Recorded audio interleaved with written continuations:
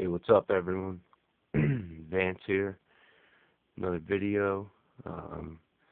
This is something I love, fishing, and I'm a bass fisherman. Love catching bass, largemouth, smallmouth. In a lot of places I go, I catch a lot of pickerel too, which are pretty nasty. I mean, they're like a pike but smaller, crazy teeth. Don't want to get your finger in their mouth. Um, and they eat the same thing as bass, so always catch them. But this, my girlfriend's dad gave me.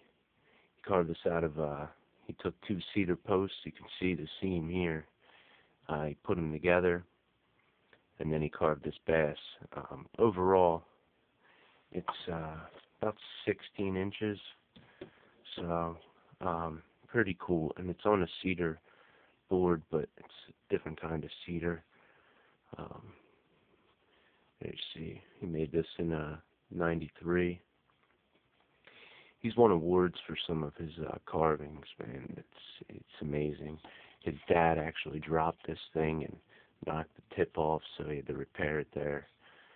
It's been kicking around for years, and I've been bugging him for a long time about making me a bass, like a full-size bass, carving me one, and he gave me this one because if I had to wait for him to do one for me, it would take a long time, but maybe someday I'll get one done that's painted from him, big one.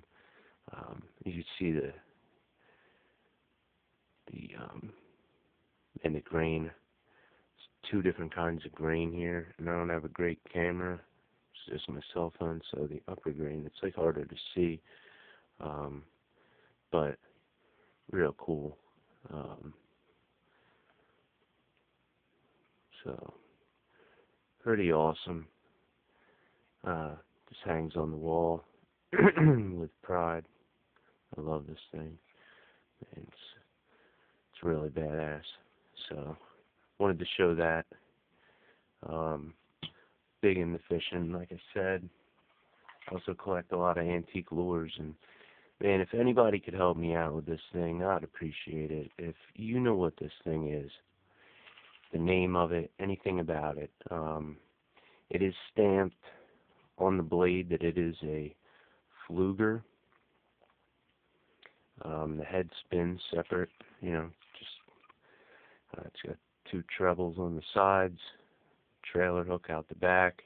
Looks like it was painted with some kind of glow-in-the-dark kind of paint. It's pretty old. I mean, you see it's coming off a little bit there and here, and it's almost down to the plain wood there. So, but I've searched antique Pflueger lures, and I cannot find anything about them. Like this one, I can't find this one at all. So, if anybody out there knows anything about this guy, let me know. And fishing is great, man. I love it. It keeps me at peace when I'm fishing, even if I'm not catching anything. I still love being out there.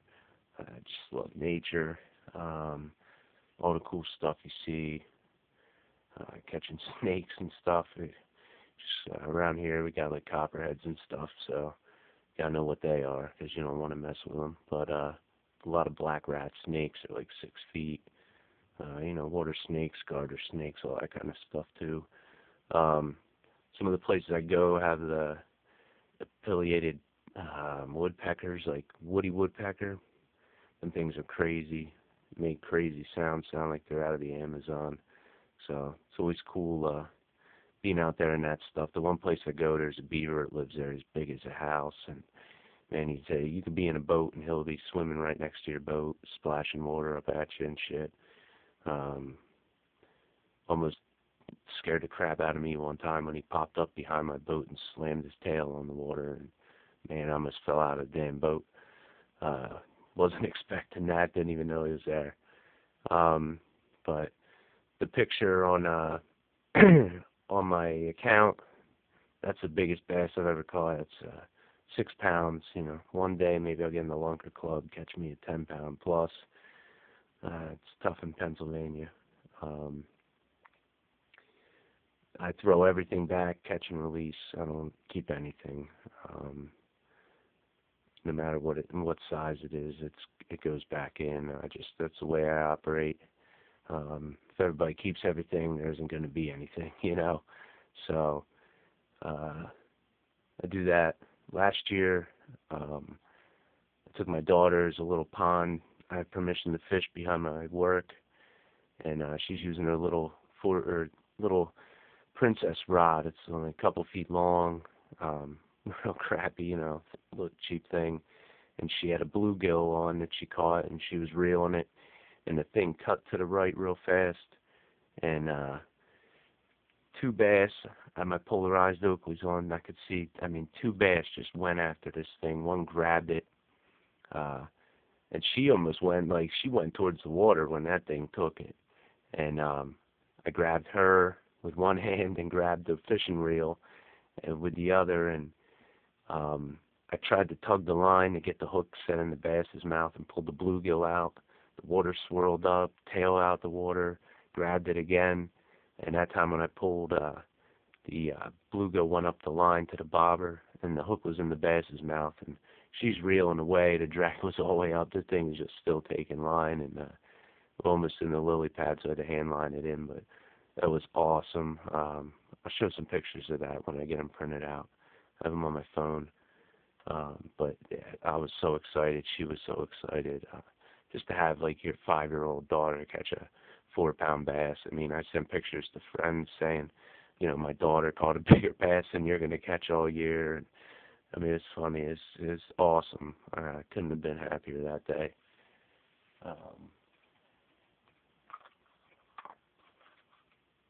You know, got some other cool lures. This is made, handmade by like a fishing guide up in upstate New York, some Indian fishing guide. This thing's old, pretty cool. I want to make like a replica of it, try it out, but turn the hook the other way so it doesn't catch, you know. There's like a fly, handmade old. I collect a lot of antique lures. I buy them at flea markets when I see them decent price, so that's another thing I collect, you know. I got so much fishing gear, it's crazy. But hey, thanks for watching. I'll be posting more videos. Subscribe, hit the like button, leave comments, and I'll talk to you guys later.